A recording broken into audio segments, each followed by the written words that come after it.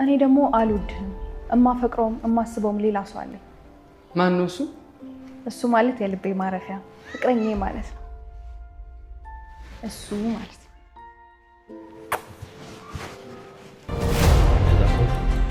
ዛሬ አንተኛ ቤት ነው ማደር ያለብን። እንዴ ለምን ይለኛል እንዴ? የሚፈጠረው አይታወቅም። እንደባለፈው መቶ ሊገለኝ ቢሞክርስ? ደግሞ ባንድ ጥይት ይደፋኝ። እሺ የተተኛ ነው ቤቱ ሰው በሰው ሆኖ ይላል።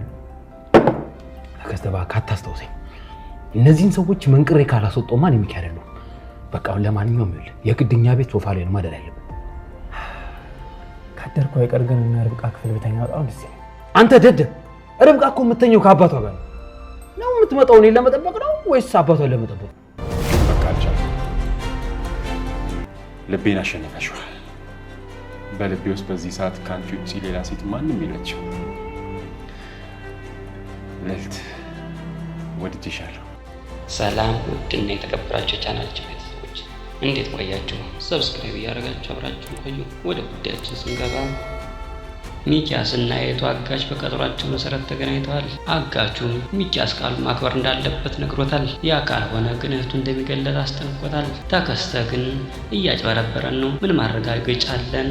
ገሏት ቢሆንስ ቢልም አጋቹ ግን ማረጋገጫ እንዲሆናቸው ብሎ በስልክ ማሌትና ሚኪን አገናኝቷቸዋል። ሚኪያስ ከዚህ በፊት ካቀዳቸው እቅዶች ሁሉ የዛሬው እቅዳቸው በጣም አስደስቶታል። ሚኪያስ እና ተከስተ ዛሬ ምን እንዳቀዱ ባላቅም በዛሬው እቅዳቸው ግን በጣም ደስተኛ ሆነዋል። በአንድ ድንጋይ አራት ወፍ ነው የሚመታው ብለው ሲተርኩ ተመልክተናል። ሚኪያስ አንደኛ የትርሲትን ገዳይ በቀለዋለሁ፣ ሁለተኛ ደግሞ ብሩን በእጃችን እናስገባዋለን፣ ሶስተኛ የብሩ ዋነኛ ምስክር የሆነውን እናጠፋዋለን፣ አራተኛ ማሌትን በእጃችን እናስገባታለን ብለዋል። በሌላኛው ጉዳያችን ስንመለስ እነዳጊ ከሰናይት የሰረቁትን ብር አጥፍተው ወደ ቤት ሊመለሱ ነው። እህቱ ሰናይት ግን እቤት የምታስገባቸው አይመስለኝም። ዳጊ ግን ሰኒ በእኔ አትጨክንም፣ ሂጄ ይቅርታ ጠይቃታለሁ፣ ትንሽ ተበሳጭታ ትቶኛለች ብሎ አስቦ ነበር። ሰናይት ግን ትንሽ አታፍርም፣ በሁለት ቀን ጨረሱት ስትል ብለዋለች። ዳጊ ግን ጠጥቶበትና አቅሞበት ሳይሆን ሊቢያ ላለው ለጩና ወንድም ማስለቀቂያ ልኮለት እንደሆነ ነግሯታል። ሰናይት ግን ልትቀበለው አልቻለችም። የኔ ጓደኛም በሰው ሀገር አብዳ እየተንከራተተች ነው፣ ስለዚህ በዚህ 2 ቀን ብሩን ካላመጣችሁ እህት አለ ብለህ እዚህ ቤት እንዳትመጣ ብላ ከቤት አባረዋለች። ብሩኬ ለልዕልት ደውሎ ምስክር ማግኘት እንዳልቻለ ነግሯታል። ጠበቃ ልዕልትም የምትችለው ሁሉ አማራጭ እንደምትጠቀም ነግረዋለች። ብሩኬም ምን ብሎ ማመስገን እንዳለበት ሲነግራት ተው እንጂ ባሌ፣ ወደፊት እኮ ትዳር መስርተን አብራን ልንኖር አይደል እንዴ ብላ ባገኘችው አጋጣሚ ዛሬም እንደ ከዚህ በፊቱ እንደምታፈቅረው ነግረዋለች። ብሩኬም ስለዚህ ጉዳይ ለማውራት ጊዜው አይደለም ብሏታል። ሌላው ነገር ደግሞ የወገብ ቅማል የሆነችበት ርብቃ ናት።